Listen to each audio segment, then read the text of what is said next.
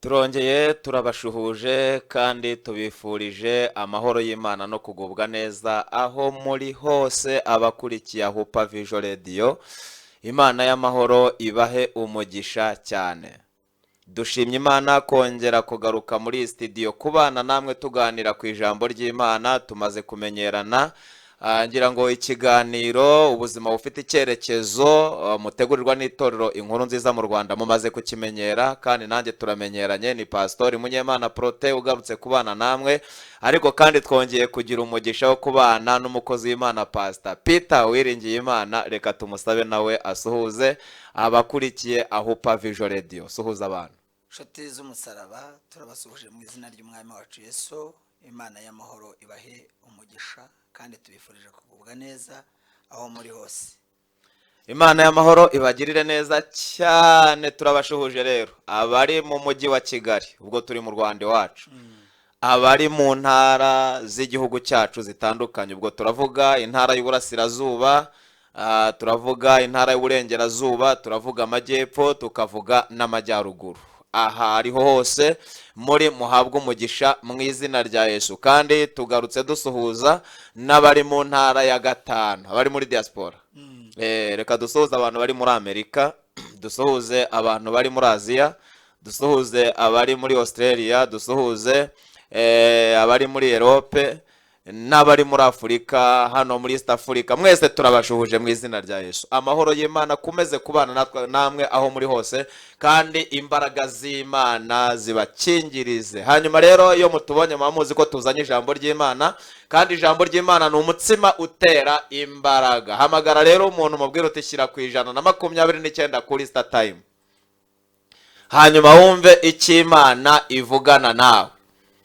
Mubwire se ajye kuri YouTube channel Hupa Vision Radio Official. Ibi biganiro byose by'ijambo ry'Imana, ubuzima bufite icyerekezo, murabihasanga. Niba hari umuntu uri hafi yawe rero murabure, umubwire uti ijambo ry'Imana rigezemo, egera kugira ngo wumve icyo Imana ikugambiriyeho. Imana ibaha umugisha mu izina rya Yesu Kristo. Turaza kuganira ku ijambo ry'Imana, kandi turaza kubana namwe mu buryo bwose. Turaza kubashyiriraho umurongo wo guhamagara, kandi telefone murayireba kuri ekara 0783034991. Iyo nomero ushobora kutabona uko uhamagara bitewe nuko iyo dushyizeho umwanya wo guhamagara abantu baba babyigana ku murongo, ariko wayoherezaho message kugira ngo tugufashe gusengera iyo message. Imana iguhe umugisha mu izina rya Yesu Kristo.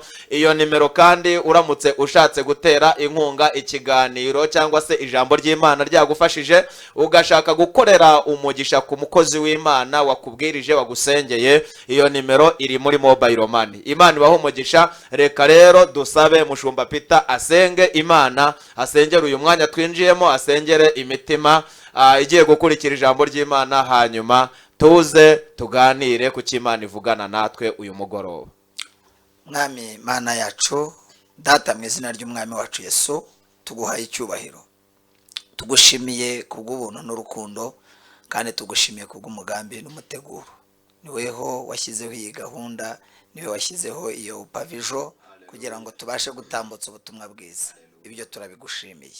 Tugushimiye abaduteza amatwi muri kano kanya, kuko niwe wabateguye, umurariko n'uwawe, abo nabo turabagushimiye. Turakwinginze kugira ngo ugare wabararitse utegure n'imitima yabo, kugira ngo ijambo ryawe ribashe kugira umumaro mu gihe nk'iki ngiki, kuko warabisobanuye. Uravuga ngo ntago rizagenda ridakoze icyarizanye. Reka rikora umurimo waryo, kuko ariwe wabigambiriye. Abarwayi ribakize, abashonje ribahaze. Nyakubaha Imana nzima, ababuze ibisubizo mu byo bifuza ribabera ibisubizo by'ibyifuzo byabo, kuko namaze kumenya ko ahantu hose wageze ibintu bihinduka.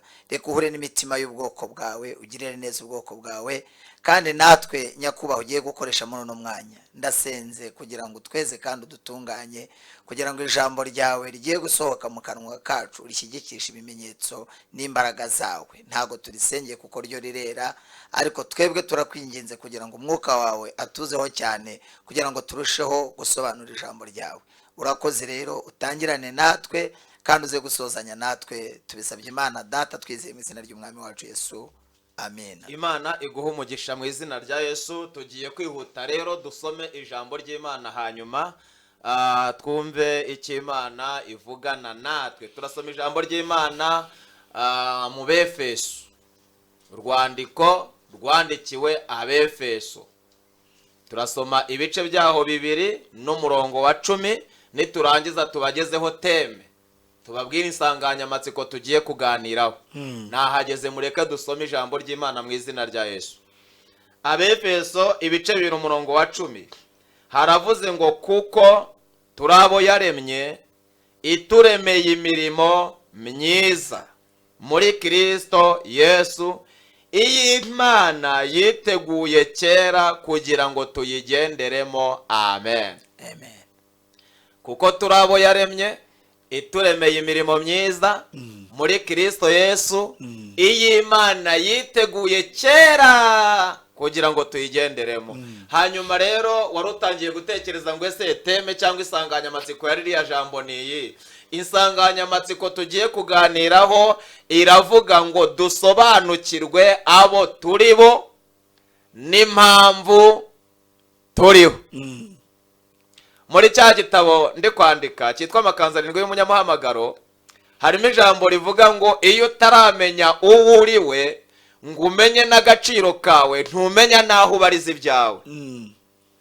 Hari igihe ukomanga aho usuzugurirwa, hari aho wagombaga guhamagara ikibazo cyawe kigakemuka nta mvune, ariko kuko utigeze umenya wimenya ngo umenye agaciro kawe, ugasuzugurwa kandi utari uwo gusuzugurwa.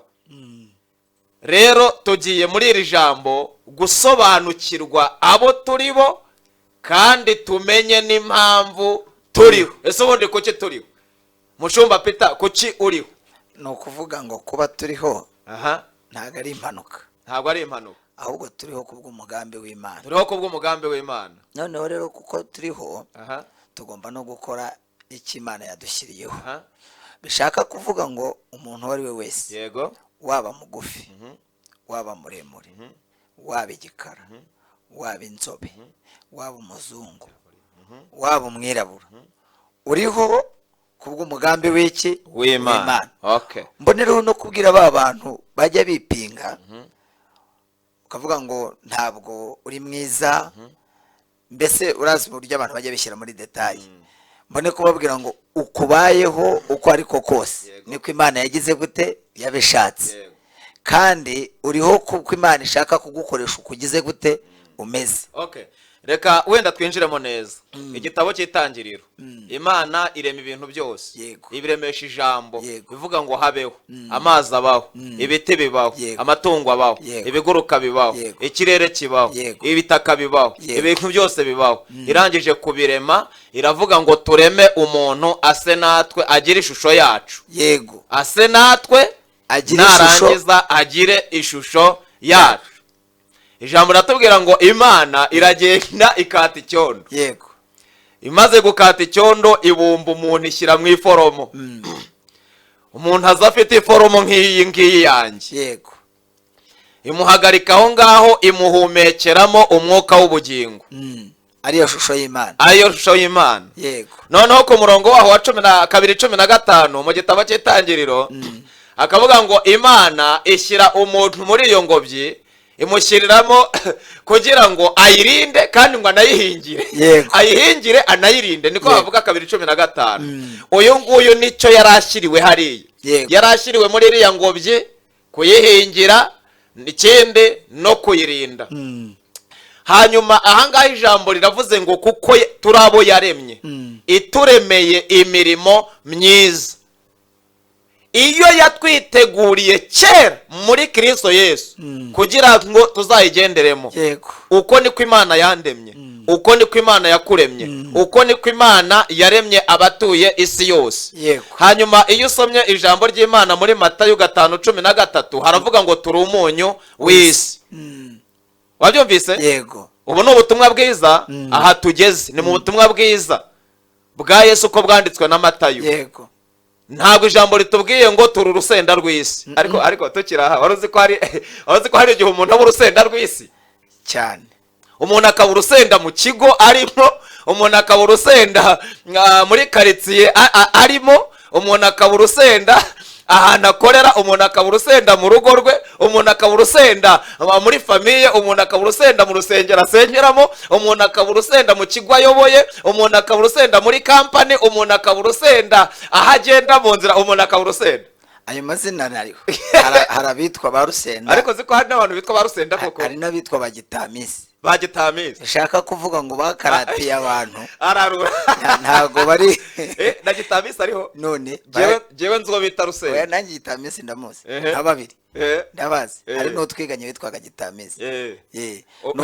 ubwo arangije kwiga yabaye iki? ni ukuvuga ngo ubwo ntiwamenya niba byarakomeje cyangwa se oya, ariko gitamisi hari ukuntu bayitunganya neza, bamara kuyitunganya ubukare bukagera gute bukayiva. none se urashaka kuvuga ko bagitamisi iri jambo rishobora gusiga habaye bagacyacyare? sibo tugiye kubwira se, bagiye kwimiribwa. Ni bagitamisi. ariko Imana ihimbazwe cyane mu izina rya Yesu. ariko ntangiye gufashwa n'iri jambo. ubu niho rireba rirareba ba rusenda rikareba na bagitamisi. bagitamisi hanyuma ryamara kubahindura tukaza kureba noneho icyo bahamagarira haleluya n'icyo bagomba gukora. yego, Imana iguhe umugisha. urakoze cyane. turaho yaremye ituremeye imirimo myiza. Iyo yiteguye. muri make iyi Imana yarandemye kandi Imana yampaye urugo. hari imirimo Imana yampaye gukorera muri ruriya rugo rwanjye, mu bana banjye, hagati yanjye n'umugore wanjye n'abana banjye n'umuryango mvukiyemo. icyo nshyiriwe muri uriya muryango ni imirimo myiza. Yego. kandi iyo mirimo myiza ntabwo ariyo nje guhanga, ahubwo Imana yayiteguye kera. hari uburyo Imana yavuze urugo rwanjye urugo rugomba kubaho. Yego. niyo mpamvu Bibiliya ijambo ry'Imana irabisobanura neza ikavuga ngo urugo rwiza ni ijuru rito. ikindi, bagabo mukunda abagore banyu nk'uko Kristo yakunze itorero, yarangiza akagera n'aho aryitangira. Yego. iyo ni imirimo myiza. Yego. mu rugo rwanjye iyo ni imirimo sijuje kuyihanga, Yego. ahubwo Imana yayiteguye kera, iyitunganyiriza muri Kristo Yesu kugira ngo jyewe igihe nzaherwa urugo ngaherwa umuryango nzayigenderemo. yego. Imana iguhaye ikigo runaka.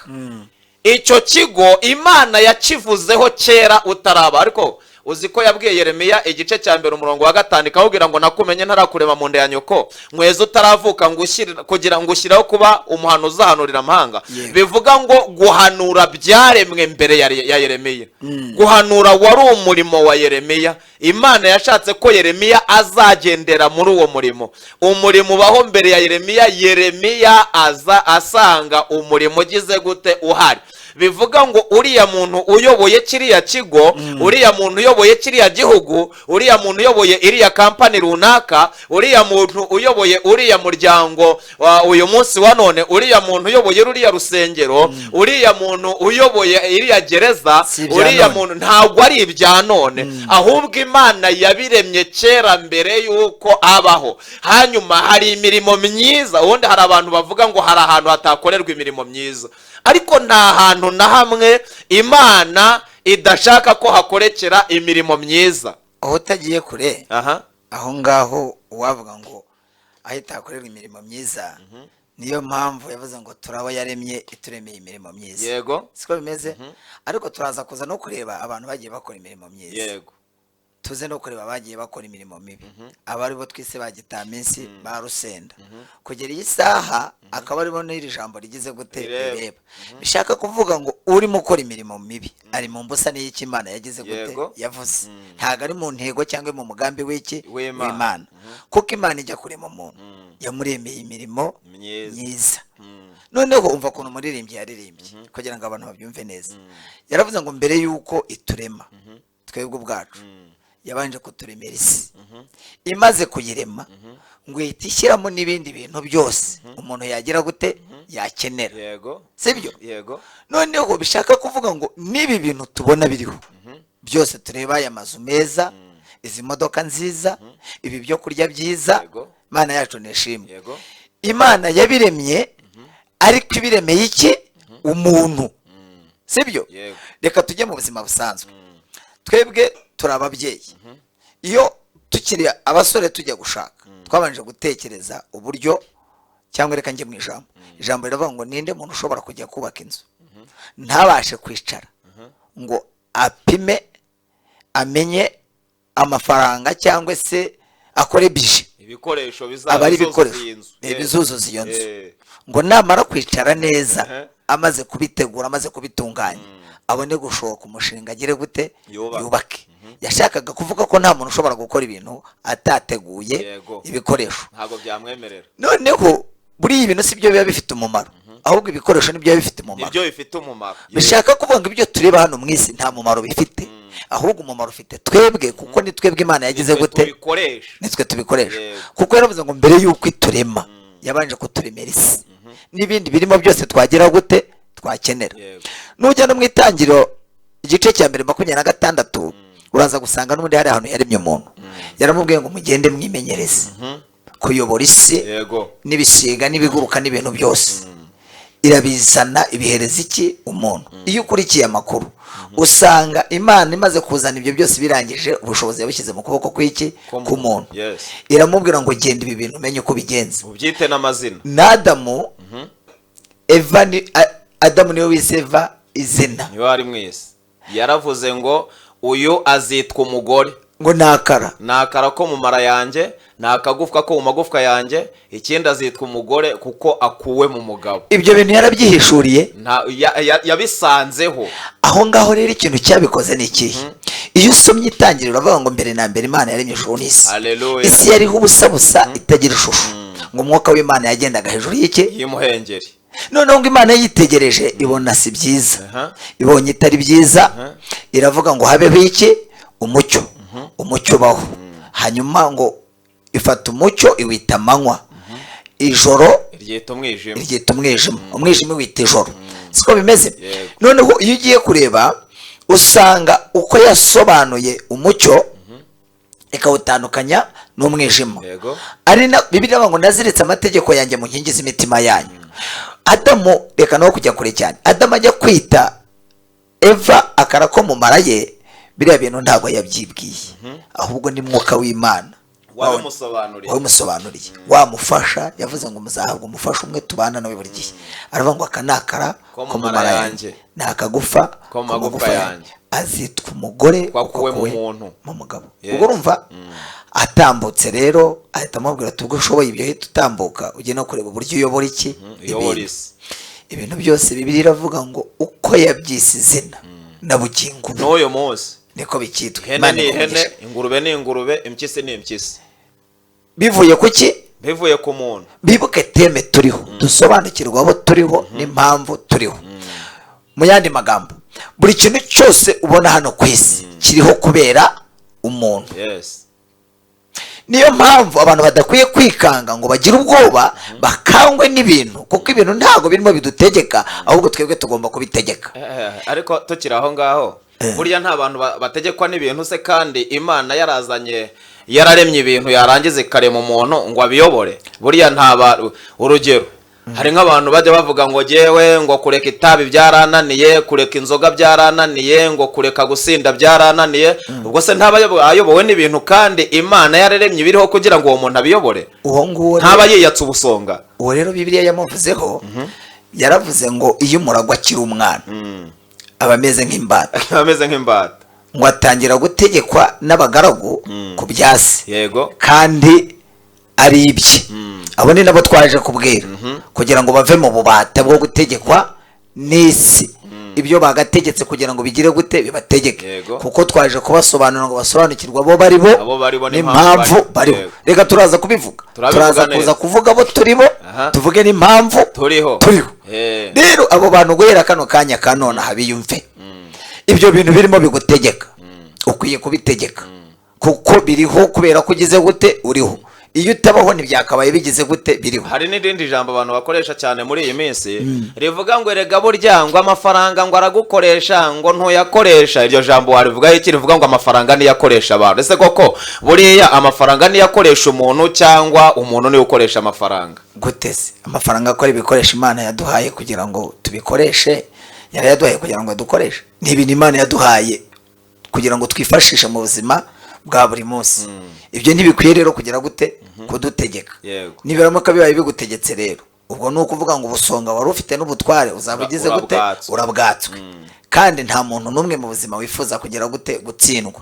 tubwire abantu abumvaga ko batsinzwe bumve ko izo mbaraga bazifite zikiri izande, zikiri izabo. rega igihe cyose uko utekereza ni kuba, sibyo? iyo utekereza ko ushoboye uhinduka umuntu ugize gute, ushoboye. kandi iyo utekereza ko udashoboye urya n'ubushoboye. ikindi cya kabiri, iryo jwi rikubwira ngo ntushoboye ntabwo ari iry'Imana, ni irya Satani.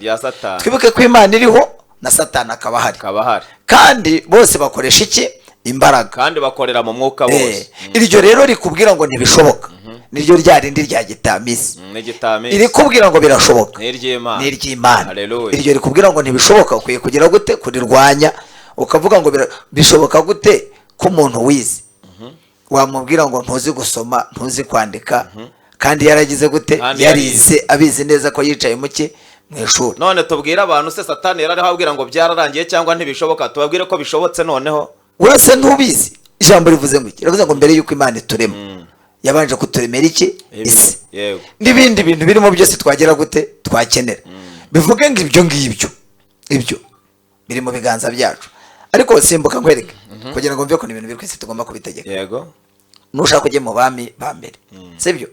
ibice byaho 17 urahasanga umugabo bita Eliya, sibyo? urebe ibyo yakoze kwa Ahabu. ni ibintu byabaye umunsi umwe, ntabwo byabaye iminsi ibiri. nta muntu wigeze bimwongorera. bimwe nakubwiraga ngo Imana yaziritse amategeko ku nkingi z'imitima yacu. Imana yavuze ngo turimo umuntu mu ishusho yacu. ubu nubwo tubona inyuma turaza kubibona, ariko imbere turi iki? turi Imana. turi Imana ntoya, niko Bibiliya itwita. umurebe ibyo yakoze ageze kwa Ahabu, asanze Ahabu arimo akora ibintu bitandukanye n'ubushake bw'Imana. aha batangiye kumutumaho arimo amubwira ngo ibi wakoze ayo makuru. urashaka gusobanura ko Ahabu yari yamaze kuba gitamisi? none se ntiyari yabaye gitamisi? hanyuma Maryoha abarahageze, ateraho aramubwira ati ibi bintu urimo ukora waretse kugomera Imana, urimo uragandisha Imana. Imana ko yaturemye kugira ngo tuyiheshe icyubahiro, ko yavuze ko icyubahiro cyayo itazigera igihe umwana w'umuntu. ariko tutarakomeza ngo tujye no mu bami, tukiri hariya mu kuremwa, uzi ko buriya nibutsa abantu babiri, umwe yaryoshye undi agasharira, umwe yabaye urusenda, Kayini na Abeli. wumva se ko muri make Abeli yaje neza, aje mu mugambi, aje gukora icyo yaremewe, imirimo myiza. kuko ijambo ritubwira ko yajyanye ibitambo, yari umworozi. arangije ngo afata itungo ryiza ajya kuritura Imana. uwo ni umurimo mwiza wo kunezeza Imana. ajyana igishimishije. hanyuma haza gitamisi, arangije ngo arareba aravuga ati ntago muri make we aradeviya. icyo yaremewe ntiyaba ari icyo akora, ngo afata ijonjori z'imyaka yari yejeje. muri make ibintu bidafite umumaro, bidafite agaciro, aba ari ibyo ajya gutura Imana. Imana iramubwira ngo wowe nakuremeye kuryohera, none uhise usharira kuko utakoze, utamenye icyo waremewe, ukaba ukoze icyo utagombaga gukora. guhera uyu munsi ubaye igicamuke n'inzererezi. arangije koko aravuga ati ni hahandi ubwo mvumwe, reka nsharirire rimwe, reka mbe urusenda. yarabyanze yaravuze ati iki kintu mpaye kirigeze gute, kirasharira, kuko umuntu uzambona wese unyise igicamuke, unyise inzererezi, uzambona wese uhuye mu maso hawe azamvunira umuheto, kuko namaze gusharira. abafashe Abeli aramwica, abashaririye rimwe. arangije ngo aravumwa kuko atakoze umugambi. musho ukiri aho, Imana yaramuburiye nk'uko turimo tuburira abantu. agitangira gusharira, Imana imurebye yaramuhamagaye, iramubwira ati wakoze n'ibiki? iramubwira ati dore gusharira kwitugatugiye ku muryango wawe. yaramubwiye ngo dore ibyaha byitugatugiye ku rugi rw'umutima wawe, mukanya urahinduka kandi ni wowe bishakisha. waryohera uryoheye, ariko mu kanya ushobora gusanga utumukira mu maso y'abantu bikaba ibindi bindi. uzi ko yamubwiye ni bwa bushobozi mvuga abantu batamenya. yaramubwiye ngo ni wowe ukwiye kubitegeka. yaramubwiye ngo ariko ukwiriye kubitegeka. reka tubwire abantu bari bananiwe ko Imana muri bo yabitsemo imbaraga zo gushobora cyane, kandi bajya bavuga ngo ubushake nibwo bushobozi. Imana iriho irashaka ko aba bantu bari bananiwe bashobora. aba bantu bari gukora imirimo mibi bavuga ngo nibwo bushobozi bwabo, ariko Imana yashyize ubushobozi muri bo bwo gukora n'imirimo myiza muri ibi bigo, muri aka kazi, muri iyi mirimo, muri izi ngo. Imana irashaka ko abantu bagira imirimo myiza. Uzi ko hari n'abagabo bakora imirimo mibi mu ngo zabo bagasharira. Hari umuntu ugeze kuduha agatekerezo, yatubwiye ukuntu umugore yari afite umugabo wamukubitaga cyane, ariko ntumuvuge izina. Ntabwo muvuga izina, reka mwubahe kubw'akazi. Yego. Noneho ngo yakundaga gukubita umugore, ngo akaba umunyamahane, yataha abana bakihinda munsi y'igitanda bakihisha. Noneho umugore ngo abona uyu mugabo neza ni inyamaswa. Yego. Noneho bukeye ngo umugabo ararwara, ngo aragagara. Amaze kugagara, umugore ngo ajya kuri farumasi veterineri kugura imiti. Aravuga ati ndiho ndashaka imiti, bariho bashaka imiti y'icyo, ati niyo umugabo wanjye. Baramubwira bati rero wayobye, ahangaha ntabwo ducuruza imiti y'abantu, ahubwo ducuruza imiti y'inyamaswa. Aravuga ati ngewe nzi gusoma, naje hano mbizi ko ari kuri farumasi veterineri mucuruza imiti y'inyamaswa. Ati ariko iyo ndebye umugabo wanjye mbona ntatandukaniye n'inyamaswa, imiti y'abantu ntiyamuvura. Rero muri make urumva uyu nguyu yari ari gukora icyo yaremewe cyangwa yari yaradeviye? Oya, kuko urabona Imana buriya ifite ukuntu yaduhaye ibintu byose. Ugiye gusoma mu rwandiko rwa Petero, aho yavuze ngo bagabo mukunda abagore banyu kandi ntimukabasharire. Yego. N'abana ikatubuza gusharira. Twavuze kuri gitamisi, tuvuga no ku rusenda. Burya n'umuntu usharira, ugasharira abo mu rugo, ugasharira abo uyoboye, burya ntabwo uri mu mugambi w'iki. Hari n'abantu basharira muri karitsiye. Hanyuma hari umuririmbyi waririmbye aravuga ngo niba ushaka kugira ubwiza, ukeneye n'icyubahiro, kora ibyiza. Kandi n'Abaroma 2:7 niwe niko havuga, Abaroma 2:6-7-8. Abashaka ubukire, haravuga ngo abashaka ubwiza n'icyubahiro no kudapfa babishakishe gukora ibyiza badacogora. Wari uzi ko hari abantu bajya bashakisha icyubahiro ngo nuko bigagaje, ngo nintigagaza barasuzugura, ninicisha bugufi ntibamenye icyo ndicyo. Hari n'abantu bajya bakoresha ijambo rivuga ngo ariko muzi icyo ndicyo, ariko se buriya koko nibyo? Ariko nawe ntago abakizi, kuko abayakizi ntekereza ko wa mugani nawe aba atakizi. Abatakizi kubera yuko hari umuntu umwe wigeze kutubwira, arimo twigisha nyine ni semina twari turimo. Yego. Aratubwira ngo buriya hariho abantu batatu. Aratubwira ngo hari umunyembaraga, hari umunyabwenge, hari n'umunyambaraga nkeya. Aratubwira ngo burya umunyembaraga akunda kwirwanirira. Nyine kwirwanirira ukuntu umunyantege abashaka kwirwanirira, kugaragaza ko muri make ashoboye. Noneho ngo umunyabwenge we ngo arirengagiza, akirengagiza. Noneho ngo umunyembaraga arababarira.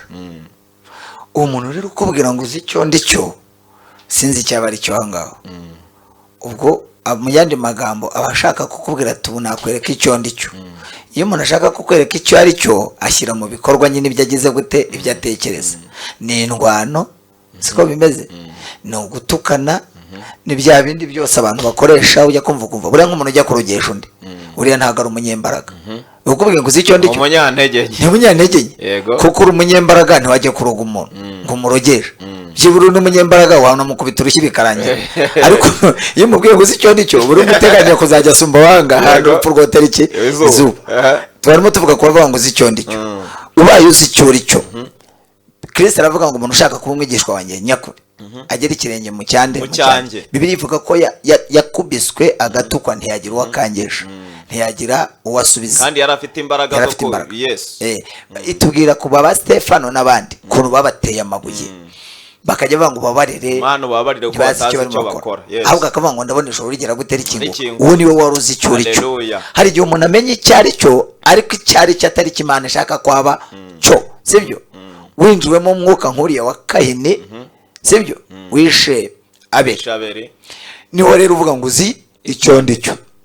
Ariko umuntu Imana yahamagaye uri mu mwuka w'Imana, uzana uwo mucyo wa undi twavugaga, kumwereka icyo uricyo, uramubwira ngo Imana ikubabarire. Imana iguha umugisha. Turabo yaremye ituremeye imirimo myiza iyo yiteguye kera muri Kristo Yesu, kugira ngo uyu munsi tugire gute, tuyigendere. Muri make abantu isi bahawe kugira ngo bayihindure kandi bayigire nziza.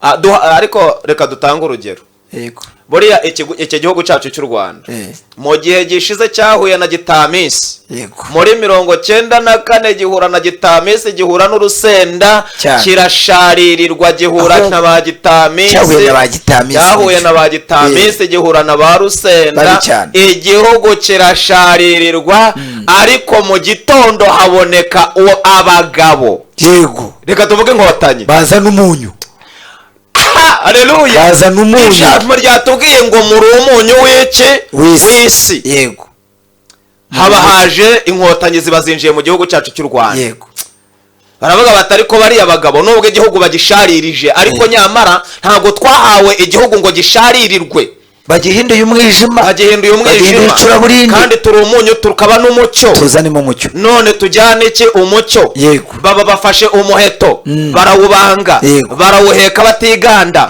ubwoba babusiga inyuma yabo batumbira igitunganye baba binjiye mu gihugu bamwe bamena amaraso ariko bapfira icyiza ijambo bahirwa bapfa bapfiriye mu mwasha igihe mpamya ko umuntu waguye ku rugamba rw'Inkotanyi Imana itamuhaye ubugingo uretse ko ntago yabura kumuha yari ari mu mugambi w'Imana rega tuzirikanye ko n'Imana na Satani igihe Satani yajugunwaga mu isi hari abamarayika bahatakariye bamwe na Satani arabahitana abandi n'iki twari turi ahangaha ariko uyu munsi wa none reba ukuntu Inkotanyi ziyobowe na perezida wacu Paul Kagame zaje zikaminjira umunyu mu gihugu zikahashyira urumuri hanyuma icyaro umwijima kiragenda gitamisi ziragenda urusenda ruragenda uyu munsi ni maryoha uyu munsi ntazaje isubi ni inyamunyu umva byari amakakama byarari abantu bari babaye urusenda bari abantu bari urusenda iyo bataza kubona umunyu uko byari byakomeye byari byarangiye igihugu bari bacyubitse sibyo reka tubwire abantu ngo bahamagariwe guhindura reka tunatindaho yego noneho ahubwo tutanga ibibe ngombwa ko tubaza Bibiliya iravuga ngo aho uri hose uhakora icyo ugomba kuhakora sibyo aho hantu tuhatinde kuko abantu bamaze no kubyumva temera bavuga ngo dusobanukirwa abo turibo n'impamvu turiho noneho tubabaze ngo aho ngaho uri muri urwo rugo rwawe muri iryo torero uyoboye muri iyo minisiteri baguhaye siko bimeze muri iyo kampani uriho urakora ko biriho ngo turaba yaremye ituremeye imirimo myiza ijambo rikavuga ngo aho uri hose wakora icyo ugomba kuhakora irindi rikaba ryatubwiye ko turi umunyu irindi rikatubwira ko turi umucyo tubaza abantu ko aho barimo bahakora icyo bagomba kugira gute kuhakora niba bari mu bushake bw'Imana reka tubaze abagabo ngo bazi impamvu bari abagabo hanyuma bazi ibikorwa iyo uzi ko uri umugabo uzi ibikorwa by'umugabo hanyuma muzi ko muri abamama muri izo ngo muzi ko muri abagore muri gukora ibikorwa by'abagore muri izo ngo muzi ko muri abadiregiteri muri ibyo bigo muri gukora imirimo y'abadiregiteri muzi ko muri abaminisitiri muri izo minisiteri muriho murakora ibikorwa bigomba gukorwa muri izo minisiteri ese muraryohereye muri izo minisiteri cyangwa muriho murasharira unabibutse ko atari izabo ntabwo ari izabo kuko buri muntu wese ubona ukora nanjye witwa ngo ndikorera buriya ntabwo nikorera ndi umukozi w'Imana kuko ibyo nkora Imana ishyize muri uriya muryango wanjye kugira ngo abana bige ejo bazavemo abantu bashobora gufasha igihugu sibyo bavemo abantu bashobora guhanga imirimo aho ngaho ni bwa bubasha n'ubushobozi Imana yashyize mu muntu wibuke Imana irimo ikura Abisirayeli muri Egiputa ibajyana i Kanani yarabwiye ngo mujye muri icyo gihugu mugihindure ni ukuvuga ngo ni ubushobozi yari bahaye bwo kujya guhindura icyo gihugu noneho bivuga ngo weho wicaye muri kampani nubwo ari wowe wayitangije ni ibitekerezo Imana yagushyizeho nk'uko yahamagaye ba Basereri bariya na ba Horiyabo igihe cya Mose kugira ngo bajye kurebesha inzu y'Imana kugira ngo ibahe ubwenge bwo kuzana ibikoresho ariko ntibyari ibyabo kuba ari weho watekerejwe kampani si yawe ahubwo iyo kampani kugira ngo ize ni umugambi w'Imana uri igikoresho cy'Imana kuba warubatse urwo rugo wirirwa wiratanguza icyo ndicyo hano ntabwo urwo rugo ari urwawe ahubwo urwo rugo ni ijuru Imana yateguye kugira ngo abantu baribemo Imana ishimwe ko uri umushumba muri iryo torero si iryawe iryo torero ni iryande ni irya Kristo bivuga rero ngo niba uhari ubwirizwa gukora ibintu nk'ufite sebuja ntabwo ugomba gukora nkaho wikorera, ugomba gukora uzi ko hari ukontorora ibyo ugira gute ibyo ukora. Imana ishimwe cyane. Ahangaha hari ikindi kibazo abantu bajya bakunda kugira. Hari abantu bajya bavuga ngo ariko bakanabwira Imana ngo ariko Mana ngo nawe urabizi ngo ko ahantu nkorera ngo bitoroshye. Ariko se uyu muntu ushyizwe aha hantu afite ubushobozi bwo kuhakorera cyangwa nta bushobozi? Umuntu uwo ari we wese afite ubushobozi bwo guhindura ahantu ari. Ubushobozi bubitse muri we cyangwa nta buhari? Hari aho butira. Bibiliya iravuga ngo Imana ntabwo ishobora gukora ikosa ryo guhamagara umuntu w'ikigoryi. Yego, ntubizi? Ndabizi. Ntabwo Imana ishobora kugushyira ahantu ibona yuko aho hantu utahashoboye, ahubwo imitekerereze yawe niyo ishobora kukunaniza cyangwa igatuma ushobora. None se umbwira ko Adamu ananirwa na Edeni, Imana yari yamushyize ibona ko atazahashobora, ariko muri bwa bushobozi n'imitekerereze yande yawe. Wibuka yuko ibintu byose Imana yabishyize mu kiganza cy'umuntu. Yego. Iramubwira ngo nawe mwana w'umuntu ngushyize inzira ebyiri imbere, kumenyesha ikibi n'ikiza, n'uwo ukwiye kugera gute. Mu yandi magambo, amahitamo yawe niyo ashobora kugutinza ahantu ugize gute uri. Bundi baravuga ngo ubwiza bw'umukobwa bumugeza ibwami, ariko imiterere ye ubwenge bwe nibwo bushobora kumutinzayo. Ubwiza bw'umukobwa bumugeza ibwami, ariko ubwenge bwe nibwo bumuha igihe azahamara. Noneho rero turebaho Yakobo yaranditse mu nzandiko avuga ku bintu bigendanye n'ubwenge. Aranavuga ngo ububuze nabusaba Imana kuko irabutanga. Tubona n'umugabo bita Salomo, Imana imuhamagaye yari ibizi ibintu tuvuga ni ukuri, yari bihamya. Iramubwira ngo ngushyize ku ntebe ya so Dawidi kugira ngo uyobore. Nijoro ngo aryamye yaramaze gutamba, amaze kunezeza iki Imana yanezerewe. Ngo nijoro aryamye agira iyerekwa, yumva ijwi rimubwira ngo usabe icyo ushaka cyose ndakiguha. Salomo arisuzuma. Ikibazo dufite ni ukutimenya no kwisuzuma. Sibyo? Salomo arisuzuma, areba abona imbere ye hari abagabo babanjije kandi bananiwe. Aravuga ati abagabo bananiwe ari abaresansiye, barize bafite za doctora, none jewe nshobora kuzashobora nde? Sibyo? Utandukanye ubwenge n'ubumenyi. Ibyo bintu ntuzabihuze rwose, ni ibintu bitandukanye. Bibiliya iravuga ngo kubaho Uwiteka nibwo bwenge, kuva mu byaha niko kujijuka. Nujya no kureba intambara zose Dawidi yarwanaga, uzi ko yari indwanyi, ariko iyo yajyaga kurwana kenshi ngo yabanzaga kujya kugisha Uwiteka iki inama. Abantu benshi impamvu bananiwe gukora icyo Imana yabahamagariye ni uko batagisha Imana inama. Impamvu urugo rukunanira umuntu ni uko batagishije Uwiteka iki inama. Iyo kampani impamvu ikunanira ni uko utagishije Uwiteka inama, ukaba warayigiyemo wumva ko ari ibyawe kuko wabigize ibyawe koko, bigahinduka ibyawe bikakunanira nk'umuntu. Imana yacu nishimwe. Nari ndo nshaka kuvuga, wari uzamuye kuvuga ngo ukuntu abantu bananirwa. Nta muntu Imana yananiwe ushobora kugira gute yahamagaye ushobora kunanirwa, ahubwo unanirwa ari wowe ugize gute wenanije. Nusoma ibyakozwe n'intumwa uzasanga Yesu arimo aganira n'abigishwa n'intumwa, barimo bamubaza ibintu byinshi nk'ibyo ngibyo bumvaga ko ari byo batarimo kumva, batanasobanukiwe. Aravuga ati ibyo ngibyo mumbaza si ibyanyu, kumenya iby'ibihe n'iby'iminsi data yagize gute yagennye. Icyakora mwebwe muhagararaho Imana igize gute bashaka, hanyuma muhabwe iki imbaraga. Mwuka wera wamanukira ubundi mubabagabo. Ariko ubu ntitumaze kubwira abantu impamvu bariho. Bamaze kumenya impamvu bariho. Aba bayobozi bamaze kumenya impamvu ari abayobozi. Kandi nyamara iki gihugu harimo abadogitora benshi, abantu bafite izo diplome. Ntabwo bose bari gukora. Hari impamvu uyu nguyu ari gukoresha diplome, hari n'impamvu uri yicaye, hari impamvu uyu muntu ari gukoresha license ye, hari n'impamvu abandi bicaye. Impamvu Imana imushyize muri kiriya gihugu nuko kugira ngo agihindure, kandi ntabwo wahindura wowe utarabanje guhinduka. Reka tubwire abantu ngo muhinduke, kandi ijambo ry'Imana niryo rifite ubushobozi bwo guhindura. Aba bantu nibahinduka beza, Bibiliya iravuga ngo igiti cyiza cyera imbuto nziza, hanyuma igiti kibi nacyo kikera imbuto mbi. Ijambo rikavuga ngo nta muntu wasoroma amatunda ku mugenge, nta n'umuntu wasoroma intobo kuri voka, ku giti cya voka ntabwo byakunda. ntabwo byakunda. Igiti cyose cyera uko kigize gute uko kiri. Ubwo nitubona hari ahantu byagenze nabi kandi hayobowe, duhita tumenya ko umuyobozi waho ari we wa nyirabayazana cyane. Imana ihabwa icyubahiro mu izina rya Yesu. Abantu bamaze kumenya impamvu bagize gute bariho kuko Imana yavuze ngo nibabeho, kandi bamaze no kumenya icyo bashyiriweho no guhindura. Imana ihabwe icyubahiro. Reka rero tubwire abantu ko bafite ubushobozi bwo guhindura. Reka tubanze tubabwire naka, kuko ibi bintu ndumva ari birebire. Kereka tubabivuze nk'umuntu, turabo yaremye ituremeye imirimo myiza.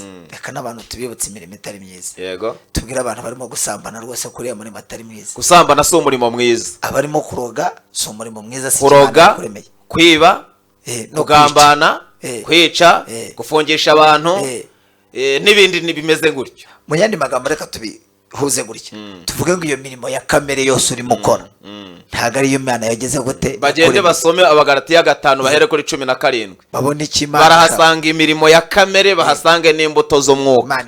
Nusanga wagambanye uzamenye ko watari umurimo mwiza. Nusanga wibye, wasambanye, wagiye mu bapfumo, wagambanye, wakoze iyo mirimo, uzamenye yuko wakoze imirimo ya kamere. Ni kamere, ni ikikurimo, ni cya karande cya kongore. Ariko ntusanga wafashije umuntu ugasanga wabwirije abantu ijambo ry'Imana nk'uko, uzamenye ko wakoze icyo ugomba gukora, wakoze imirimo myiza, wabaye umunyu, wabaye umucyo. Imana ihabwe icyubahiro. Hari abantu biyita abanyantege nkeya kandi muri make bahawe ubushobozi bwo guhagarara ahantu. Wanditse tukabwira ijambo ry'Imana riri aha ngaha mu Bakorinto ba 2 ibice 10 umurongo wa 3. wabanje se nanone tukabwira, reka twabwiye igice kimwe, tubwire n'abandi bantu bari mu rusengero pastor, kuko niho tuba mu buzima bwa buri munsi. Yego. Sibyo? Yego. Hari abantu bari mu rusengero bicayemo, akaza agaterana, kandi numvise umwuka w'Imana ambwiye ngo nabo tubabwire, agaterana yarangiza agataha. Hari n'abanyura kuri botike bakavunjisha ibiceri bya 5 n'iby'icumi bakabimanukana ngo bagiye gutanga iki amaturo. Abo bantu dukwiye kubabwira, abo bantu bakwiye noneho umushumba agatangaza ibyo atangaza bigomba gukorwa mu itorero. wa wundi atubwogewe ntibigeze gute ibindeba, agafashamo akagira gute akigendera. Kandi wibuke kuntu Bibiliya yavuze, yaravuze ngo muzane 10 n'amaturo bishyitsi, kugira ngo mu nzu yanjye habonekemo ibyo kurya. Sibyo? Ibyo kurya uvuga Bibiliya ivuga bibonekamo, ntabwo Bibiliya ivuga yuko ari ibyo kurya bya pasiteri, kuko mu rusengero hari abantu baza badafite ubushobozi, Imana itaratabara, batarahabwa umugisha, bashobora kuburara. Nuzana icyo 10 n'amaturo bishyitse ugatura, mu nzu y'Imana hakabonekamo ibyo kurya, hakaboneka umukene wambaye ubusa cyangwa umuntu ushonje. Uwo muntu azambara ku bwawe, uba uri mu murimo mwiza Imana yagize gute. Twe kubihakana n'abatambyi bazarya nta n'ikibazo. Reka tubwire abantu muri rusange bakora imirimo myiza, kandi gukora imirimo myiza nta gihombo kirimo. Basoma ijambo ry'Imana mu byakozwe n'ibice 9 ku murongo wa 36. Barasanga umukecuru bita Tabita. Tabita yari afite atelier y'imyenda, ntabwo yagurishaga, niko Bibiliya ivuga. Ikindi nta nubwo yari pasiteri, yari n'umuvuga butumwa, yari umwigishwa wibereye aho ngaho. Ariko yari afite atelier, akaza mu rusengero akareba, akavuga turiya muntu yambaye igitenge gicitse. Yarangiza ku cyumweru akamubwira iteraniro rirangiye ati unyure kuri atelier yanjye hariya bakudodere. Bukeye mu gitondo ngo arapfa. Amaze gupfa baramupfunya nk'uko abandi bose babigenza, barabapfunya. Barangije ngo bamuryamisha hariya, ngo ariko abapfakazi n'imfubyi yari yaradodeye bambaye. Barangije baravuga ngo ko iki gihugu kirimo abantu benshi, iyi santere ko irimo abagabo n'abagore benshi bafite n'amafaranga, ko nta wigeze agira icyo atumarira. None uyu nguyu yaraducitse koko, baba ari bo bamuhamba. Mbese uyu muntu ahambwe n'abari abagizi ba nabi. Barangije ngo bakora defile baburoga, ngo basa kwibuka ko Petero ari aho bita Iyopa. Barangije ngo bajyayo barira, baravuga bati twapfushije umubyeyi. Warangije ngo araza, basanga bariho bararira. Ngo araza, amaze kuhagera ngo arabwira ati nimunyereka ahari. Barahamwereka, ngo yinjirayo. Aravuga ati Imana, uyu muntu imirimo yakoze ntabwo ariyo gutuma apfa, ntabwo yapfaniye imirimo, yakoze imirimo myiza, yahagaze mu mugambi wawe, yahagaze mu mugambi wawe, yakoze icyo agomba gukora, arangije ngo aramusenyera, amaze kumusengera Tabita ngo aramuzura kubw'imirimo, ntabwo Tabita yazutse kubw'ibindi bintu, kubw'imirimo myiza, imirimo niyo yamuzuye, amusubiza imfubyi ze, akomeza kuzambika. Nusoma ijambo ry'Imana muri Yesaya 38 wo bita Hezekiya. Hezekiya yarasimbuye Ahazi papa we ku ngoma. Abisiraheli bageze mu gihugu cy'amasezerano bakomeje kwimika ibigirwamana, cya kigirwamana cyitwa Nehushitani cy'inzoka yacuzwe mu miringa, bari barakigendanye baracimika bakajya bagisenga. Hezekiya ngo akimara kugera ku ngoma ngo asanga bariho baragisenga, icyubahiro cy'Imana bagihaye Nehushitani, arangije ngo afata inyundo yitwa Hama, aragenda ngo aracimenagura, aragenda yegeka ivure hirya y'uburiri bwe, ngo bukeye ararwara, ngo indwara imumerera nabi, ngo Imana ituma umuhanuzi Yesaya ngo genda umbwirire Hezekiya ahamagara imiryango atangwe iminani arage, kuko iyo ndwara ntabwo ariyo kumwica. Hezekiya ngo akimara kubona message abwira Yesaya ati ngaho niba urangije guhanura genda icyo gukora ngeze gute ndakizi. Ngo abwira Imana ngo Mana none se nukuhemba, naguhesheje icyubahiro, iyo nza kukira Nehushitani nibyo byari kukunezeza mba ngumyeho.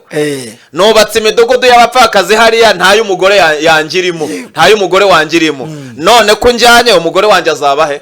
Ndihiye abana b'abandi amashuri, none abanje nibwo bageze segonderi, none nukuhemba urantwaye, abanje barabande ko muri iki gihugu nta wandi wigeze wita ku mfubyi, hanyuma kureba ibyo nakoze nkaguhesha icyubahiro, none nukuhemba? Imana irangije iti yewewe umugabo anteye ingingo, ese burya imirimo wakoze imeze icyo? Ngo ihite ihamagara Yesaya iti Yesaya we subirayo, bwira wa mugabo ngo numvise gutaka kwe, mbonye amarira ye, anyibukije imirimo, genda umubwire ngo muhaye indi myaka 15 niyirire yinywere yiryamire. Arangije ngo Yesaya aravuga ati nabaho sindavangirwa, mpanuye urupfu none njye guhanura n'ubuzima, reba undi utuma bazi. Imana inamubwira iti aho kugira ngo mpombe Hezekiya, wowe ndibwiye yaranje ngo ushakire icyubahiro mu bundi buryo, ariko wowe uri bugeze gute, wowe uri bugeye. Icyazuye Hezekiya niki? Ni imirimo. Reka tubwire abantu ko gukora imirimo myiza, nubwo waba utanze ibyo ufite byose ukabikora kubw'imirimo myiza, Imana irakuremera ibindi. Mukora imirimo myiza nta gihombo. Imana ibaho umugisha mu izina rya Yesu Kristo. Reka dusome ijambo ry'Imana hanyuma ngo ukomeze. Ndabizi mu mavuta gusobanurira ijambo. Ubwo dupfunditse impamvu turiho. Yes, tubwiye abantu impamvu turiho n'icyo twaremewe. Tubwiye abantu impamvu ari abagabo, impamvu turiho n'icyo twaremewe. Tubwiye abantu impamvu ari abamama muri ziriya ngo, tubwiye abaministeri impamvu yowe ziriya ministeri, tubwiye abasirikare impamvu bambaye ari amaranka bafite ziriya mbunda, tubwiye abapolisi impamvu bafite ziriya mbunda, zigomba kurinda umutekano, zigomba gukora umurimo mwiza, bakarinda ubusugire bw'igihugu, bakarinda igihugu kigatekana. Ntago bahawe imbunda ngo bazibishe, ntibahawe imbunda cyangwa se ubusonga ngo babukoreshe ibindi babe uruvumwa, ahubwo bahawe biriya bikoresho kugira ngo nabo ubwabo bibaheshe icyubahiro. Bumvise neza yuko abayoboye kampani, abayoboye ibigo runaka, imiryango yigenga, ko atari ibyabo ahubwo n'abari iki? Ari abakozi. Yes, ni abakozi. Bagomba guhera none bakajya batanga iki? Raporo kwande? Kwa Kristo. Kwa boss. Kwa boss. Imana ihabwe icyubahiro. Reka tubwire abantu ko Imana yababitsemo imbaraga zo gushobora. Iyi Imana ivuze ngo ba perezida w'igihugu, ibibitse imbaraga muri wowe zo gushobora kuyobora igihugu, kandi abantu bose bagomba kujya hasi yawe. Nushaka kuburesha gutya, Imana ibibitse muri wowe ubushobozi cyane. Reka tubivuge hano. Ni Abakorinto ba kabiri, urwandiko rwa kabiri Paulo yandikiye Abakorinto, ibice 10 umurongo wa 3. Haravuze ngo nubwo tugenda dufite umubiri w'umuntu, ntiturwana mu buryo bw'abantu, kuko intwaro z'intambara yacu atari iz'abantu, ahubwo imbere y'Imana zigira imbaraga zo gusenya ibihome no kubikubita hasi. Dukubita hasi impaka n'ikintu cyose cyishyiriye hejuru kurwanya kumenya Imana, dufata mpiri ibitekerezwa mu mitima byose ngo tubigomororere Kristo. Amen. Urumva aba bantu badafite imbaraga zo gukora. Imana iguha umugisha ahubwo. Ongera usubiriremo uwo murongo wa 3. Umurongo wa 3. Hari abantu numvise twigeze kuvugaho tugiye kubwira. Umurongo wa 3 aravuze ngo nubwo tugenda dufite umubiri w'umuntu ntiturwana mu buryo bw'abantu. Nubwo tugenda dufite umubiri w'umuntu ariko iyo turwana ntiturwana nk'abantu, ntiduterana ibipfunsi gutya. Ubwo rero abo nabo turibo. Aha, sicyo bivuga? Yego. Ubwo rero twinjiye nanone gushimangira bimwe twavuze mbere. Yego. Kuri babandi bari bagitaminsi, kuri babanyantege nke. Reka mpere kuri wa wundi wavuze wicaye ahantu. Yego. Wavuze wicaye ahantu. Akaba hicaye ariko yumva atagize gute, atahashobora. Adashoboye. Nubwo abona atahashobora, ayo ni amaso y'umuntu, ariko muri we harimo imbaraga zibitse muri we zo gushobora. Siko bimeze? Yes. Ubwo sicyo birije gushimangira. Nicyo bivuga.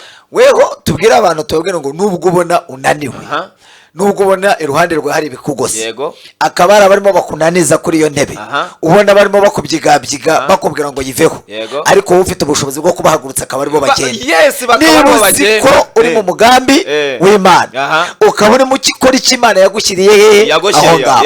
Icya kabiri, ukaba ubona baguhamagariye kuyobora ikigo runaka, ariko ukabona ubushobozi wowe ufite wewe nk'umuntu butagize gute, budashobora kuyobora icyo kigo. Hirya yawe cyangwa imbere yawe muri wowe hari izindi mbaraga zishobora kugushoboza kuyobora icyo kigo. Ariko hari umugabo umwe wigeze kwisobanukirwa. Soma ijambo ry'Imana ni mu Bami. Umuntu bita Elisa, wari umugaragu wa Eliya, wari waramwigiye ku birenge. Yego. Ngo Abasiriya n'Abasamariya, Abisiraheli bajyaga barwana. Yego. Bakaba bahanganye. Noneho Abasiriya bari abagome, bakajya batega umwami wa Isiraheli buri munsi, ariko ngo ibyo bari gukora Elisa yibereye i Samariya ngo akajya bireba. Bakavuga bati umwami w'Abisiraheli ejo azanyura hariya, muhatega mbushi muzamwice. Yego. Elisa ngo agahita atuma ku mwami ati hariya ntuhanyure, Abasiriya bahategeye. Umwami yashyiraho za maneko zijya kugenzura ngo zigasanga koko umwami yari yahategewe. Noneho ngo akajya ahora ngo akiratyo ngo si rimwe ze kabiri. Noneho ngo bukeye ngo umwami w'Abasiriya ngo yegeranye ibyegera bye n'abagaragu be ngo arabaza atari ko ducura umugambi wo kugirira nabi Abisiraheli, ariko umugambi ntusohore, kandi ko tubikora twiherereye, ninde utuvamo? Ntidufite icyitso hakurya iriya, ntidufite utugambanira akajya kubwira umwami w'Abisiraheli imipango yacu. Ngo baramubwira bati reka data, hariya muri Isiraheli hari umuntu wisobanukiwe, hari umuntu uzi impamvu ahagaze muri Isiraheli, hari umuntu wahawe uburenganzira bwo kurinda ubusugire bw'igihugu. Batafite izihe ntwaro? Bati ni umuhanuzi. Hanyuma bavuga ngo none se mwamenya ahantu atuye mukagenda mukamunzanira. Umwami ngo afata ingabo, ngo baramubwira ngo atuyidotana, ati noneho murara ijoro umusozi muwugote, mu gitondo abyuke muhitaho mucakira mumuzane, hanyuma ubwo nitumubona n'igihugu turaba twakibonye. Ndatangaye cyane. Ijambo riratubwira ngo bukeye mu gitondo umugaragu wa Elisa, niba ataragiye gucana imbabura yaragiye kunyara, kimwe muri ngo umugaragu utazi impamvu ariho, utazi n'icyo cyakora ko ni umugaragu koko. Hari abantu babaye mu bigo ari abagaragu kandi ari abayobozi. Hari abantu bashyizwe ahantu bagira umwuka w'ubugaragu kandi ari abayobozi. Arangije ngo abona ngo umusozi ngo wazimanganyijwe n'ingabo z'Abasiriya, asohoka adacanye imbabura ngo asubirayo. Arangije abwira boss amuca intege. Hari abantu babereyeho guca intege, hari abantu bafite iyerekwa ryo guca intege. Ibyo bintu biri kuguca intege, ayo majwi ari kuguca intege, akubwira ngo uri mubi, akubwira ngo ntuzashobora, akubwira ngo ntibizakunda. Hari imbaraga zibitse muri wowe zo gushobora. Ngo arinjira abwira Elisa ati kabaye, ubwo ubuhanuzi wahanuye burangiriye aho, Abasiriya bagose kabaye, ubwo baratwishe. Arangije ngo aramuseka arabwira turi umugaragu kabisa. Aramubwira ngo hari imbaraga zibitse muri jyewe sha. Arangije arabwira ati hari ingabo zidukikije ziturinze ziruta iziturwanya. Arangije ngo aramusengera ngo abwira Imana ngo Mana uyu mugaragu muhumure mukore ku maso, abone yuko hari ingabo ziturinze, ngo akozwe ku maso, ngo arebye asanga ngo umusozi wose wuzuye amagare n'amafarashi by'abamarayika bibarinze. arangije ngo za ngabo ziba zigeze ku muryango, Elisa arasohoka ngo ziba ziramwatatse. Elisa ngo arabwira Imana ati Imana izi ngabo zihuma amaso, ngo ziramubaza ngo ese mwaturangira umuntu witwa Elisa utuye inaha? Elisa arabazibwira ati reka data mwayobye, Elisa turamuzi w'umuhanuzi ariko ntabwo atuye hafa, ahubwo nimo nkurikire mbereke ahantu atuye. Wumvise umuntu wisobanukiwe? Uyu muntu uteretswe hariya ahantu muri we hari imbaraga zo guhindura no gucaha no kurwanirira kiriya kigo no kurengera ubusugire bwacyo no kugiteza imbere. Igihe azaba atabigezeho azaba afite umwuka w'ubugaragu. umva akantu numvise pastor. Yego. Maze tunabwira abo bantu umuntu uwo ari wo baze kureba ko baturanye nabo. Yego. Barebe ko baturanye muri quartier, barebe ko mukorana muri ako kazi, murebe ko mubana mu buzima bwa buri munsi. Uwo mugabo yitwa Gihazi. Yego. Hari abantu bagira iyerekwa nk'irya Gihazi, hari abantu bafite iyerekwa nk'irya Gihazi batajya bisobanukirwa, batajya bimenya. Yego. Ariko nanone tubwira abantu bamaze guhinduka, bameze nka Elisa, bazi imbaraga ibatuyemo, begera abo ba Gihazi, babakore ku maso, bagire gute, barebe abamaze kugira ubwoba, bavuga ngo ntibigishobotse, ntibikemeye, uyu mushinga twatangije ntaho uzatugeza, ntago bizemera, urahombye. Uwo ni umwuka wa Gihazi. Wewe wagira umugisha ukaba waratangije uwo mushinga, ukaba ufite iyo yerekwa, umwuka w'Imana akaba kurimo, ko mango uwo Gihazi Imana imukore kuki ku maso. Ubu hari n'abacuruzi bari bagiye gufungisha amateni namba ngo birarangiye, ngo reka tubabwire ngo ni umwuka wa Gihazi. N'abafashe inguzanyo bamaze kuzisubizayo tubabwire ngo ni umwuka wa Gihazi. Tubabwire bakomeze. Abakobwa bari bagejeje imyaka 30 batangiye kwiheba, tubabwire ngo ni umwuka wa Gihazi. Abasore bazabashaka barahari.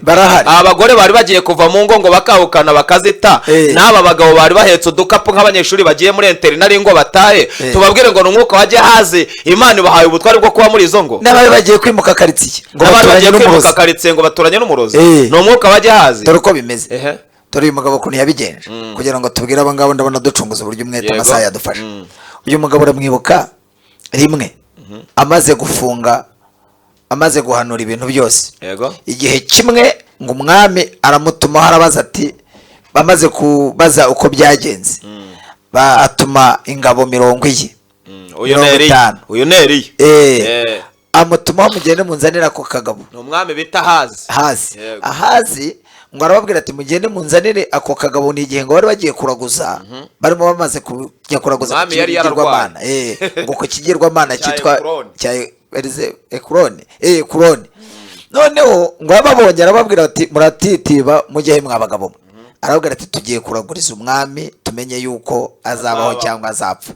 Arabwira ati ese murenda mujya kubaza icyo kigirwamana cya Ekuroni muri Isirayeli nta mana ihari koko? Ahita ababwira ati niba ari ibyo ngibyo kuba atarisobanukiwe ntamenye Imana iri muri Isirayeli, mugende mu mubwire ngo kubw'ibyo ntuzakira, ahubwo uzagira gute, uzapfa. Basubireho nta mupfumu nta nsinzi bazanye. Bagiye ayo makuru amugeze mu matwi, aramurya, amuriye afatwa n'ubwoba. Aravuga ati ako kagabo kavuze urupfu mugende mukanzanira. Ngo baratibika baragenda, ngo barabanje baramubaza ngo ako kagabo kababwiye kameze gato. Barabwira ati ni akagabo kagufi kw'imwembe k'uruhara kandi gakenyeje iki umukandara abwira ati ako ni ka Eliya kiyemera kubi nta kandi. Ati mugende mukanzanire kazima. Turimo turabwira abantu ngo dusobanukirwe abo turibo impamvu turiho. Ngo bakimara kugenda, ngo bakimara kumutunguka imbere, ngo wa mbere wari utwaye ingabo 50. Aravuga ati muntu w'Imana, umwami agize gute akudutumyeho, umugabo wisobanukiwe neza, utarwanisha ingumi, yego, utarwanisha amabuye, utarwanisha umubiri, utarwanisha amagambo, ahubwo ukoresha ijambo. Mana yacu nishimwe. Tubwira abantu bareke kurwanisha amagambo, ahubwo bakoresha iki? Ijambo. Ngo yaramubwiye niba ndi umuntu w'Imana, iryo jambo uvuze. Yego, niba ndi umuntu w'Imana, umuriro nubaruke mu ijuru ugutwike. Umwami ngo ategereza ko bazaza arahe batuma abandi. Intumwa zari zimugeze ziti byarangiye imirambi ryamye hariya. Ngo atuma abandi 50 na fande. Nabo bagezeyo bati muntu w'Imana, ati niba ndi umuntu w'Imana irangirira hamupfe nka bagenzi banyu. Ngo arongera atuma undi wa gatatu. Arangije ngo asanga imirambi 102. 50 y'abasirikare n'abafande babiri. Arangira abakiyongozi barangije bavuga ati sha ikishe bagenzi banje. igitiyo cyabahamye nanjye cyamamba kabisa. Ariko ngo aravuga ati uyu muntu afite izindi mbaraga, arasobanukirwa. uyu muntu yarisobanukiwe. Arangije ngo nawe agira ishoborwa, aravuga ati nindangara ndagenda nkabo. Ngo amucira bugufi, aramubwira ngo niba nkugiriyeho umugisha amagara yanjye ndengerana n'aba bantu banjye kandi amagara yacu rwose uyarokore rya none. Icyakora dukurikije ibyo tureba rwose turabona n'umwami ushatse wamwitaba ntugire n'ubwoba. Genda rwose, ahubwo izi mbaraga nazo uzihagaragaze. urumva Eliya yari yaramaze kugira gute? Kwisobanukirwa. Imana ihabwe icyubahiro. Ariko baradusigaje iminota ingahera. Iminota imeze nkaho yarangiye, ahubwo reka twakira abantu ku matelefone, tubaze niba bumvise ijambo ry'Imana, hanyuma tubwire niba bisobanukiwe cyangwa se niba bari bafite umwuka w'ubwo bavuga ngo wapi wapi wapi, cyangwa se batazi abo turibo. Ubu bamenye ko dufite imbaraga zo gukubita hasi impaka n'amatiku n'ibintu byose dufite. Reka dusoze tubibabwiye muri twebwe, muri aba bantu badukurikiye kuri Ahupa Vision, habitsemo imbaraga zo gukubita hasi impaka, zo gukubita hasi amatiku, zo gukubita hasi imbaraga z'abarozi n'abapfumu, zo gukubita hasi ikintu cyose cyishyiriye hejuru kurwanya kumenya Imana. Reka twakire abantu badukurikiye, hanyuma tufatanye nabo gusenga. Baramenye ko bagomba gufata mpiri ibitekerezwa mu mitima rwose y'abantu. Bareke kugira ubwoba ngo baramvuga ngo bandeba gute. Imana iguha umugisha. Imana ihabwe icyubahiro. Ku murongo wa telefone nayo ndiho mpare umuntu aranyereye. Ahupa Vision 0783304991. Turakira abantu bakeya kubera iminota dufite. Hanyuma iyo telefone ushobora kwandikaho message ukavuga icyifuzo cyawe tukagisengera, kandi ni telefone yanjye ngendanwa ndayikomezanya niyo sohotse muri studio. Ushobora kuyihamagara hanyuma tugasengana no mu bindi bisanzwe. Ikindi iyi telefone ushobora kuyiteraho inkunga, uyikoresha utera inkunga iki kiganiro, iri muri mobile money. Imana iguhe umugisha. Turagutegereje kuri Ahupa Vision Radio. Ku murongo wa telefone twabahaye urubuga, turakira abantu bakeya hanyuma dufatanye gusenga. Duhamagare utubwire amazina yawe, aho uri, hanyuma utubwire n'icyo dusengera. Imana ikugirire neza. Akimara kumva imbaraga zidutuyemo. Wowe udukurikiye wari uzi ko muri we habitsemo imbaraga zo guhindura iyo karitsiye? Aho hantu uvuga ngo harananiranye ngo iyi karitsiye ni iy'abarozi, ngo ni kuko abarozi, ugomba kuhahindura kukamugisha. Ngo iyi karitsiye ngo ni iy'abasinzi, ugomba kuhahindura kuko abarokore. Aha hantu dutuye wikirirwa uvuma ahantu utuye, ahubwo wowe uri umunyantege nkeya. Imana yagushyizemo imbaraga zo guhindura.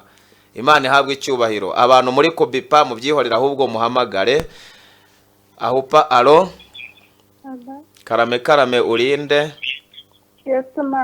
Amena. Esperance w'Igicumbi. Tuwumvise ijambo ry'Imana? Imana yanjye umva ndakumvise, n'ubwa mbere mbakurikire, ntabwo narinzi yuko iki kiganiro gisaho. Buri wa kane ujya ushyiraho, noneho ubwo ndakuraritse ku wa kane w'igitaha uzumva ibiryoshye birenze ibi, kuko tuva mu bwiza tujya mu bundi. Ni 10:00 zuzuye tuba dutangiye ikiganiro. Nukuri Imana ibahe imigisha, ikiganiro ndacyumvisha. Yego. Imana ndagikunze, kirankomeze. Uhise ukomera. Nukuri ndakomeye, kuko nukuri ndashoboka hari igihe umuntu aba atazi, aba azi ahantu ari, ariko utazi igitumye uhari. Muri make hari igihe umuntu aba azi ahari ariko atazi igitumye ahaba. Utazi impamvu uhari. Utazi impamvu uhari. Hari n'igihe uba uzi impamvu uhari, uzi impamvu wahagiye. Hari igihe uba uzi ariko iyo uhageze ubitewe n'ibikomere uhahurira nabyo, yego, intambara runaka, hari igihe wibagirwa icyatumye ujya ahubwo ukumva utwite intege, ukumva urananduwe, ukumva wahaguruka ku ntebe uriho. Ariko ni ukuri murabizi mvuze Imana, mpita mvuga rwose Imana inkomeze, kuko Esperance, Imana iguha umugisha, ntuhaguruke kuri iyo ntebe, kandi na bagenzi babwira uti ntimuhaguruke, hari impamvu muhari, kandi muri mwebwe habitsemo imbaraga. Twubundi muri twebwe harimo imbaraga zidashotorana zikora iyo bibaye ngombwa ko zikora. Hari umurongo Imana iba yarashyizeho, abantu baradutuka, abantu baradusebya, abantu baratwandagaza, ariko imbaraga ziturimo ntago zasohoka zigiye guhangana n'amagambo. Twe dufite muri twebwe intwaro za kirimbuzi zikubita hasi. mubwire ko aho hantu ari Imana yamushyize azi ko hashoboye. Imana yagushyize ahantu izi ko uhashoboye, urwo rugo izi ko urushoboye, uwo murozi izi ko muzatura. Ikindi, ntago udaturanye n'umurozi wamenya imbaraga z'Imana. Hari n'igihe imuzana ahubwo ikamuzana uhatuye kugira ngo inakwereke imbaraga zayo.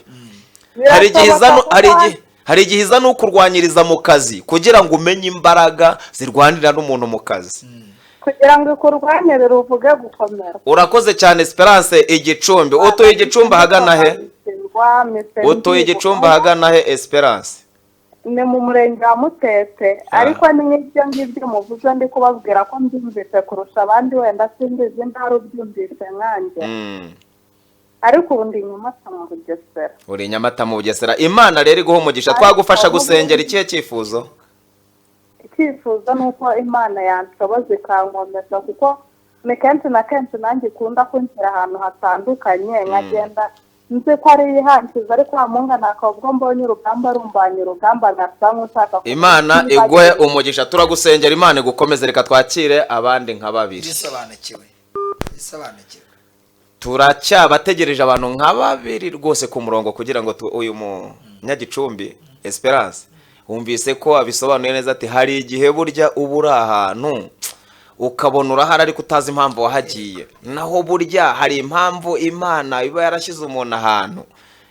Imana rero iba ifite impamvu yaguteretse aho hantu. Imana iguha umugisha. Niba nta bantu bari ku murongo, mba mbona bariho barwaniraho, ntabwo biba byoroshye ku murongo wamubyigana, ariko niba nta muntu uri hafi, tugiye gufatanya hanyuma dusenge Imana. Dusengera umuntu wese wumvise ikiganiro, amenye impamvu ariho, amenye n'icyo abereyeho, kandi asobanukirwe n'imbaraga zibitse muri we. Imana rero y'amahoro ibahe umugisha mu izina rya Yesu Kristo. Munyemerere twinjire mu mwanya mwiza wo gusenga. Mushumba Peter, ndagusabye mu masegonda makeya senga Imana, usengere abantu bumvise ijambo ry'Imana. Turagushimiye Mwami Imana yacu, kandi tuguhaye icyubahiro kubwira ijambo ryiza utambukije. Mu izina ry'Umwami wacu Yesu, kuko wavuze ko icyo tuzasaba cyose tuzagihabwa, turakwinginze kugira ngo uherekeze iri jambo rigira umumaro mu gihe cya none ndetse no mu gihe kizaza. Turavuga mu matwi y'abamaze kuryumva, ritangire guhindura, rizana impinduka. Abatari bisobanukirwa ngo bamenye impamvu bariho, babisobanukirwe neza, bamenye ko baremye kugira ngo baremeye imirimo myiza. Abari mu ngeso mbi, abakoraga ibiri mu mbusane n'ibyo ushaka, bahindukire bakore gushaka kwabo, kuko tumaze kumenya ko turi abo waremye uturemeye imirimo myiza. Dore ijambo ryawe ryaravuze ngo hahirwa abapfa bapfiriye mu Mwami, ngo umwuka akavuga ngo yego, ngo maze ngo iyo mirimo yabo igende ibaherekeje. Abari bari mu mirimo mibi bamenye ko igihe bazaba batabarutse bavuye muri ino si, imirimo mibi ariyo izabaherekeza. Abandi nabo umuririmbyi yabavuze aravuga ngo imirimo y'abera izibukwa. Bamenye ko barimo bakora neza, nubwo hari inzitizi, hakaba hari intambara zirimo kubazengereza, ariko bamenye ko mu gihe kibi iyo mirimo yabo nayo izibukwa, bitume bagomeza gukora ugushaka kwawe. Nyakubahwa Mwami Imana nzima, abari bafite ubwoba nabo bisobanukirwe, bamenye ko ari abanyembaraga, bamenye ko muri bo harimo ubushobozi bwo gusenya no guhindura. Dore ijambo ryavuze ngo dukubita hasi impaka n'ikintu cyose bishaka kuvuga ngo muri bo harimo imbaraga zo guhindura, harimo ubushobozi. Abari bakutse umutima, abari bihebye, dore ko Satani nta yindi ntwara ajya akoresha iyo adukura umutima, ni ukudutera ubwoba. Ariko rero uyu munsi wa none, Nyakubahwa Imana nzima, uwo mwuka w'ubwoba ubaveho. Bamenye ko muri bo harimo imbaraga zo gukubita hasi no gucecekesha amajwi ya dayimoni. Bamenye ko harimo imbaraga zo guhindura, bityo uyu munsi bakira intsinzi kugira ngo hatagira imbaraga zizongera kubatsinda. Urakoze mwami wanjye, turagushimiye. Reka iri jambo rigende rikora umurimo ukomeye kandi nyakubaha Imana, rigira umusaruro mu gihe nk'iki no mu gihe kizaza. Kandi natwe turakwinginze kugira ngo uduhe gukomeza guhishurwa no kwagukirwa cyane, kugira ngo tubone uburyo nyakubaha Imana nzima tugezaho abakozi cyangwa abantu bawe icyo duhamagariye. Umugisha rero iyi radiyo yatwakiriye televiziyo, uha umugisha umukozi wawe Pastor Porte, nanjye umpa umugisha kuko waravuze ngo abigisha n'abigishwa bagabanire hagati, buri umwe wese mu rwe ruhande ahabwa umugisha. Urakoze rero, turagushimiye, tukweretse gahunda ziri imbere, umuteguro ni uwawe, uzahagarane natwe, uzatubera Imana, kandi ubuntu bwawe buzakomeza kutubaho. Ni mu izina ry'umwami wacu usaba Imana Data twizeye, amen. Imana ibaho umugisha. Telefone yanjye ni 0783304991. niyo ngiyo mwari muri guhamagaraho, mureba kuri ekara yanyu. Reka mushumba Peter nawe yabahe nimero. Ni 0785504734. iri kuri WhatsApp ni